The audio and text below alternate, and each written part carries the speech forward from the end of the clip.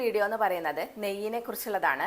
നെയ്യുടെ ഗുണങ്ങളും അതുപോലെ തന്നെ നെയ്യ് ആരൊക്കെയാണ് കഴിക്കേണ്ടത്, ആരൊക്കെ കഴിക്കരുത്, ഏതൊക്കെ സമയങ്ങളിലാണ് ഏതൊക്കെ അസുഖമുള്ളവരാണ് കഴിക്കേണ്ടത് എന്നൊക്കെ നമുക്ക് ഇന്നത്തെ വീഡിയോയിൽ വിശദമായിട്ട് നോക്കാം. നെയ്യിനെ കുറിച്ച് ആയുർവേദത്തിൽ പറയുന്നത് മഹാസ്നേഹങ്ങളിൽ ഒന്നായിട്ടാണ്. 4 മഹാസ്നേഹങ്ങൾ പറഞ്ഞിട്ടുണ്ട്. ഇതിൽ ഒന്ന് ഏറ്റവും ബെസ്റ്റ് ആയിട്ടാണ് നെയ്യിനെ കുറിച്ച് പറഞ്ഞിട്ടുള്ളത്. അതുപോലെ തന്നെ ഇതിൻ്റെ ഒരു പ്രത്യേകത പറയുന്നത് സംസ്കാരസ്യ അനുവർത്തനാത് എന്ന് പറയുന്നുണ്ട്. അതായത് നമ്മൾ ഇതിൽ ഹെർബ്സ് ഒക്കെ ഇട്ട് പ്രോസസ്സ് ചെയ്യുമ്പോൾ ആ ഹെർബ്സിൻ്റെ ഒക്കെ ഗുണങ്ങൾ നെയ്യിലേക്ക് വരികയും അതുപോലെ തന്നെ നെയ്യുടെ സ്വാഭാവികമായിട്ടുള്ള ഗുണം മാറാതിരിക്കുകയും ചെയ്യുന്നുണ്ട്. അതുകൊണ്ട് തന്നെ ഘൃതങ്ങൾ ആയുർവേദത്തിൽ വളരെ ഇമ്പോർട്ടൻ്റ് ആണ്. മരുന്നുകളിട്ട് കാച്ചിയ നെയ്കൾ പല അസുഖങ്ങൾക്കും വളരെ എഫക്റ്റീവായിട്ട് കാണാറുണ്ട്.